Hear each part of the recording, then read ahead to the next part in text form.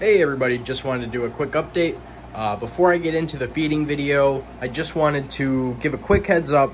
I will be rehoming a few fish from the 265 today or tomorrow, possibly an 18-inch red tail, the 16-inch red belly pacu, and then an 18-inch clown knifefish. And he's about, I would say, 6 years old. From his previous owner, his tank was a lot smaller, so he didn't develop to his full potential. He's about, like I said, 18 inches. He could be well over 36 in the right conditions, but he is stunted for sure. The red tail, however, that's about, I would say, 4 to 5 months old, and he is getting big. So he's eaten a couple fish out of this tank already. He ate my pumpkin seed that was locally caught. He ate a handful of silver dollars, a couple other fish that I can't really think of right now, but he has swallowed quite a few. He's a little skinny right now. I've been holding off on feeding this tank. We had some water quality issues, so he'll be getting fed within the next day or so if he doesn't go home to his new tank tonight. And as you can see, these two pacu are constantly causing trouble. They're clearly too big for this tank. I call them Tweedledee and Tweedledum. Basically, these two are always by each other's side, if not far behind, and they wreak havoc. They knock my filter stems down on my hang on the backs. They knock the canister filter stem off all the time. And literally all I have to do is touch or mess with a lid, and they'll start panicking half the time and flying back and forth. Look at him go. He's insane. The power behind these fish is just, it's incredible. It's a solid muscle, and they just continue to keep growing and growing and growing, and that's why they're called tank busters. Another huge reason that I'm getting rid of these bigger fish like the pacu and the red tail is more or less to free up space, but it's to give this guy a chance to get more food, put on more size, get bigger, get prettier. Give this tiger shovel nose a chance to really grow, because as you can see, he's got a flat stomach right now. He hasn't eaten in a couple days. This catfish steals, I would say, if not 50% of the food or more, and then the pacu try to take over it, and then the gourami, and then the iridescent shark. So that'll really give this guy a chance to grow. It'll help some of the other fish calm down. The waru, who's a little stressed right now. But one less pacu, one less big cat in this tank will for sure make a large difference. Hey, how's it going, everybody? This is Paul from Paul's Predatory Fish, coming at you with a quick feeding video. Just wanted to demonstrate and give an idea of what I'm feeding, where I buy the foods that I'm feeding, and how to prepare them. So we'll start with the tilapia fillets. They're individually sealed. You can buy these at Walmart. It's a great food source for your fish, relatively cheap. If I'm not mistaken, it's anywhere from $12 to $14 for 4 pounds of fillets. So you do get a decent amount of fillets inside the bag. Like I said, it's a relatively cheap food source. You can pick it up most stores, Walmart, Kmart, Price Chopper, stuff like that, anywhere where they have a frozen food section. But the fillets, they come individually wrapped. Like I said, they are frozen. They come in a nice little vacuum sealed bag.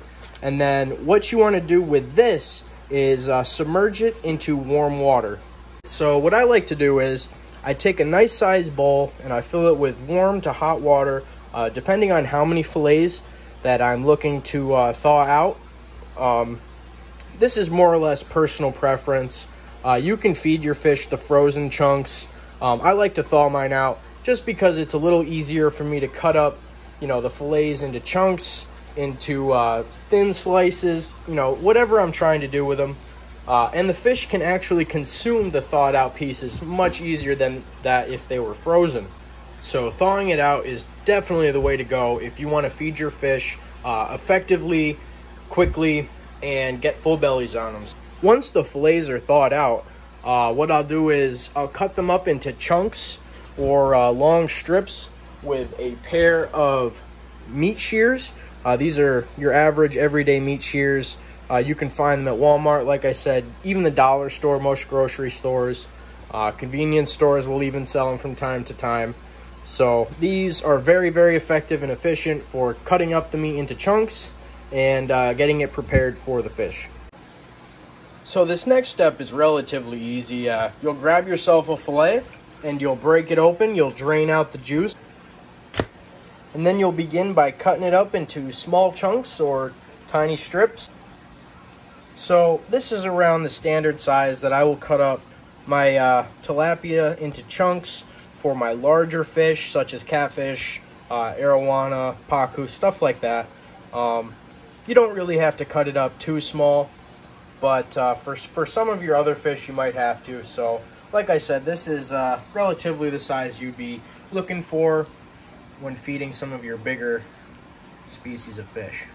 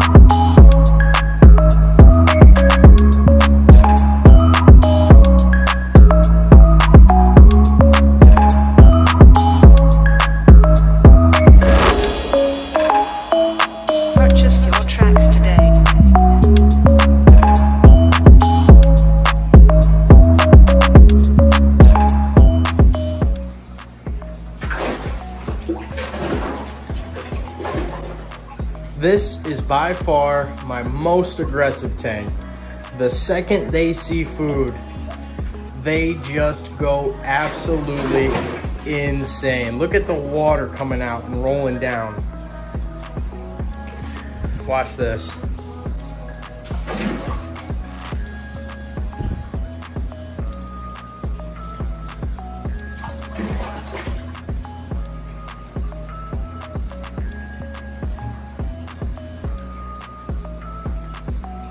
Absolutely insane.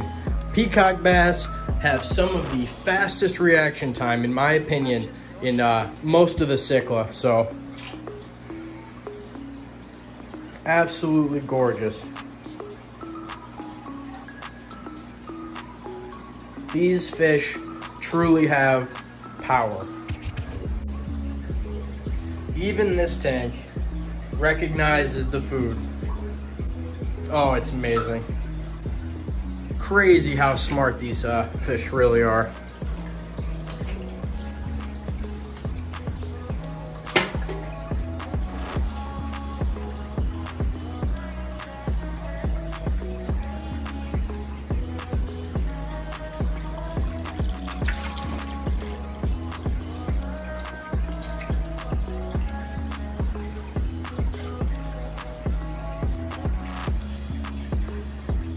Absolutely amazing. So much fun to feed too. So for some of my more medium to smaller fish, I will cut it up into smaller chunks, just something easier for them to swallow and not have to worry about choking on, so that way they can get more in their stomachs quicker without worrying about how big the piece is, struggling to hide with that piece, you know, to get away from another fish just so they can finish their snack, basically. So by cutting it up into much smaller chunks, it gives everybody a better shot at getting, you know, to the food and filling up their bellies. I do apologize, this tank is a little darker and a little dirtier. The glass is covered in algae, but water changes are kept up with, so it isn't dirty in that sense. But this is a peacock bass tank as well.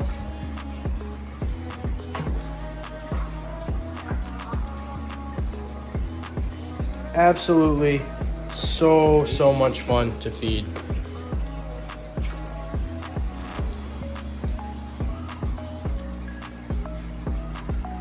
Look at them go.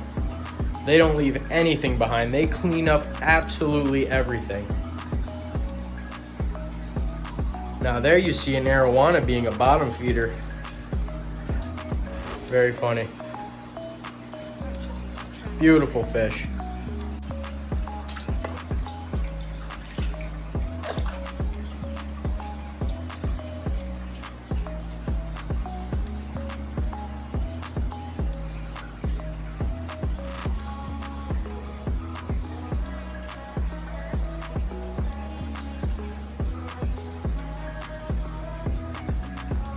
What blows my mind is baby bass recognize the food as well.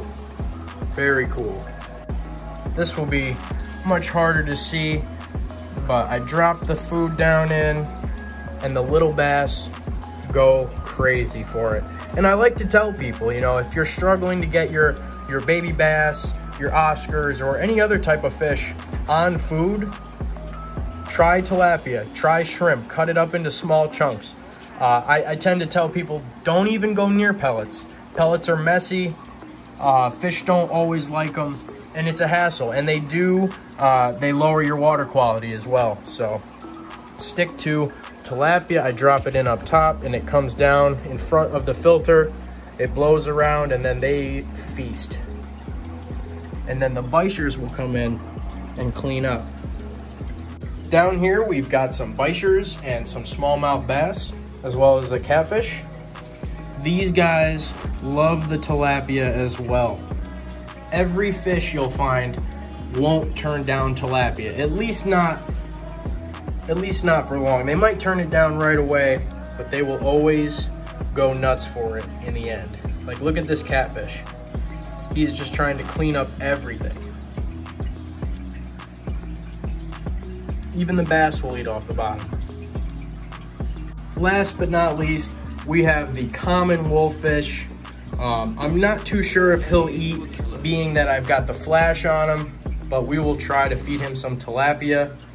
Usually, as soon as he sees it, he goes for it, like that. He is a gorgeous little 3 to 4 inch common wolffish, and he will not eat anything other than tilapia or live. So, if, like I said, most fish won't want to eat pellets. They're gonna want some sort of meat. It's just instinct. You know, they smell it, they hear it, they smell the amino acids. As soon as that meat touches the water, the amino acids travel all throughout the tank. The current will move those amino acids around. The fish will sense them on their lateral line, with their nose, with everything. They sense that almost instantaneously and will go for it. I have no food in my hands, and even though they just ate, they are ready to keep eating.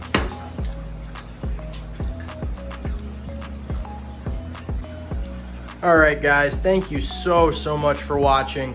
That was definitely a fun video to film. If you liked that, please make sure to leave a thumbs up, leave a comment, and make sure to subscribe as always, so that way you can see more content as it rolls out. All right, everybody, have a good night.